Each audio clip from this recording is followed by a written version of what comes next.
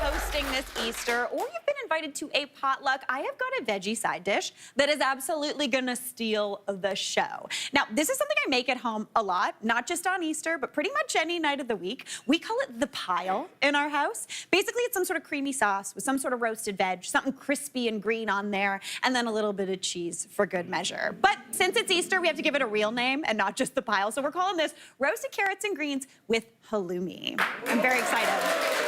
Yeah, this is a really tasty recipe, and it's super versatile. Obviously, it's Easter, so we're going with carrots today. But if you wanted, you could do this with sweet potato, you could do it with regular potatoes. Any sort of good hearty vegetable is perfect. So I have got about 8 to 10 field carrots here. And I want to use field carrots, not the ones you get in the bag, but the ones that still have the greens attached. They kind of look like this when you get them at the grocery store. A lot of people will use this beautiful green top to make a carrot top pesto. I pretend every single time that I'm gonna do that.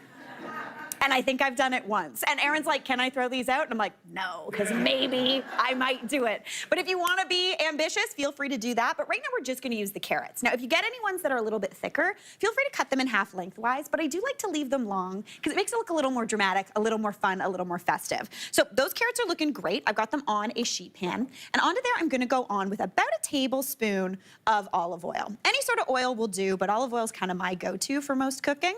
So just drizzle that on top. And then we want to season these carrots up a little bit. So the first thing I'm going to add, obviously, a bit of salt and pepper, just to give them a little bit of seasoning. And then for extra pops of flavor, the first thing I want to add on there is a little bit of grainy Dijon mustard. I love mustard. It's one of my favorite flavor boosters. I always feel very Andrea Bucket when I use it too, because she loves those pops of the little seeds. So we're using a grainy Dijon, which has those whole seeds in there. It's really nice, it's super tasty, and it's got that texture, which is exactly what I'm looking for. There's a little bit of heat, but it's not smooth like regular Dijon. You could use smooth, but it'll be a little bit different. So I'm gonna go on with about a tablespoon of that grainy Dijon right onto those carrots. Then I'm going on with a little bit of honey, just about 1.5 teaspoons. You can also do this with maple syrup. That would be delicious. And it is maple syrup season, so that would be great. But honey is good, just drizzle it on there. Then I just want to give that a little bit of a toss together, just to combine and coat. Just get that mustard kind of around. If it doesn't kind of get nicely distributed, honestly, that's fine. You're just gonna have a nice little crunchy bit, but it's gonna be beautiful. So get that nice and coated. Then those need to go into my 400-degree oven. So a nice hot oven, because we want to roast these hard, for about 20 minutes. Once that does 20 minutes in there, we're gonna do something a little fun. We're gonna add on some greens. So give those carrots a head start because they're a little bit heartier. But once those have been roasting for 20 minutes, we wanna add some sort of dark leafy green on there. My personal fave is Tuscan kale, also known as dino kale because it looks like a dinosaur skin. Very nice and fun. It's also known as black kale, if that's what you can find it as. You could reuse regular curly kale or purple kale as well. But what I wanna do is remove this stem, because kale gets a little bit of a bum rap that is really tough. It's honestly not that tough, but this stalk right here, that's gonna be tough to eat. So just give it a little bit of a pinch and just pull. Anything that comes off in here, that's gonna be too tough to eat, but everything here is gonna be nice and tender. So just get those nice and prepped, and you are good to go. Then you wanna give those a little bit of a chop. If you want, you can leave them nice and long, but I like a little bit more manageable on my plate. I'm gonna add that kale on into a large bowl. Now, what I'm doing here with these carrots is I'm almost making like remember kale chips? Do you remember? That was like a thing like 5 years ago and everyone was obsessed with them. Were they chips? No, they are not a chip, but they're tasty and they're crunchy and I like them. So we're gonna add those on to those carrots. So we need to add a little bit more flavor. So I'm gonna go on with about 2 tablespoons of olive oil because kale does like a good amount of oil. That's gonna help it crisp up nicely.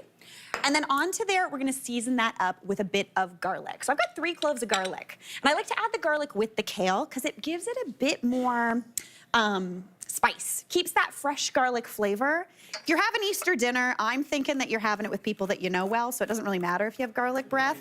But if you don't want garlic breath, you could add this earlier. You could even roast the garlic whole in its skins and give it a nice like roasted garlic flavor. That would be delish. But I love a sliced garlic in there. So just add that right on into that kale.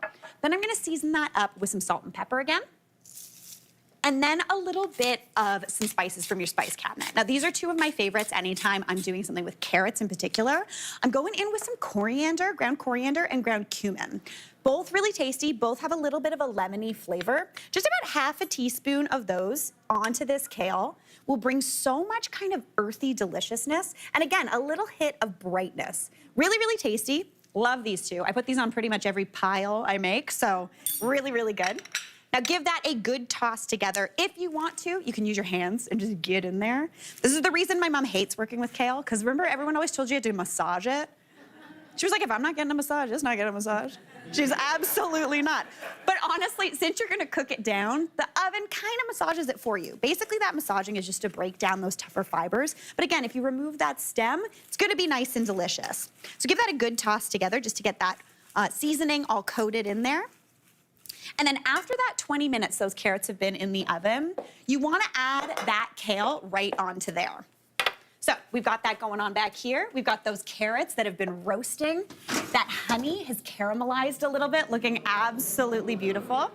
So give those carrots a little bit of a toss. You can tell they're getting a bit tender. They're gonna start to pick up more color. But then we're gonna add that kale just like whole hog, yard sale it right on that pan. Just pop it on top. That's gonna get crispy and delicious. It's also gonna add another layer of flavor.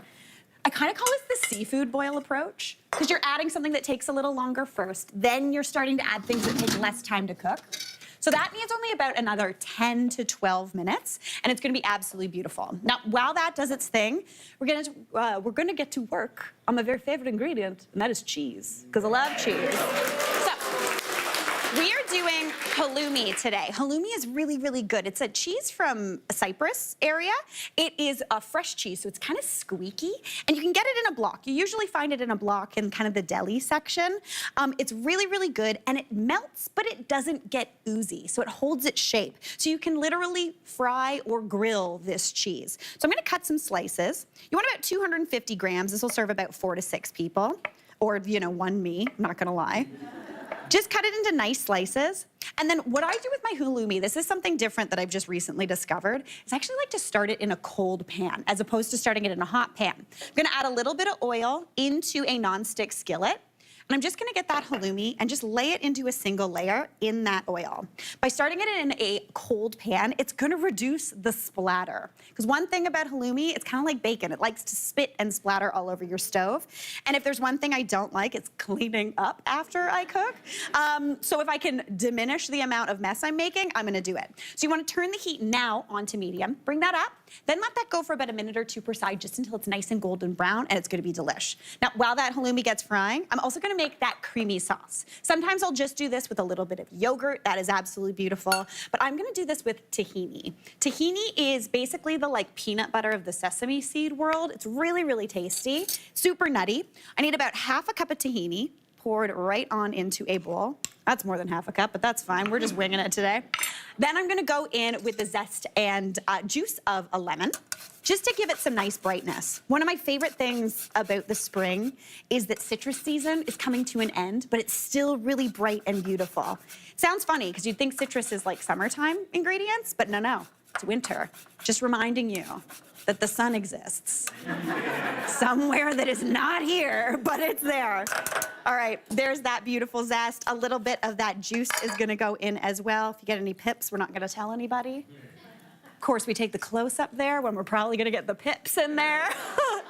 All right, looking good. Now I'm gonna go in with a bit of garlic. Since I've got that lemon juice in there, this is gonna kind of pull back that garlic, that spicy, fresh garlic. If you don't want to use garlic like this, you could use garlic powder. It'll be a little less punchy. Give that a bit of a whisk, and it's gonna start to seize a little bit, because tahini's funny. When you add a liquid, it seizes up.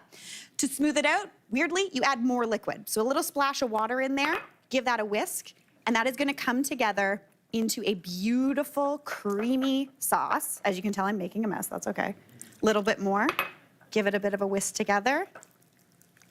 Here we go, here we go. It turns a little bit lighter, absolutely beautiful, creamy and wonderful. Season that up with some salt, maybe a bit of pepper if you're feeling it. You can put some cumin in there as well, would be great. And then to serve this up, it's really, really simple. What I like to do is grab that beautiful sauce. I'm gonna pop it down onto a serving platter. It's creamy, it's delicious. Spread that out so every single bite gets a little bit of that beautiful sauce. We're gonna go grab our veg from the oven. It is crisped up and looking beautiful. Oh my gosh, stunning. Look at that. Like, come on. So exciting. plate up those carrots and that beautiful crispy, can you hear it? Crispy kale. That's gonna give you texture. It's gonna give you so much joy, and it's gonna be so delicious. Then you top that with the halloumi.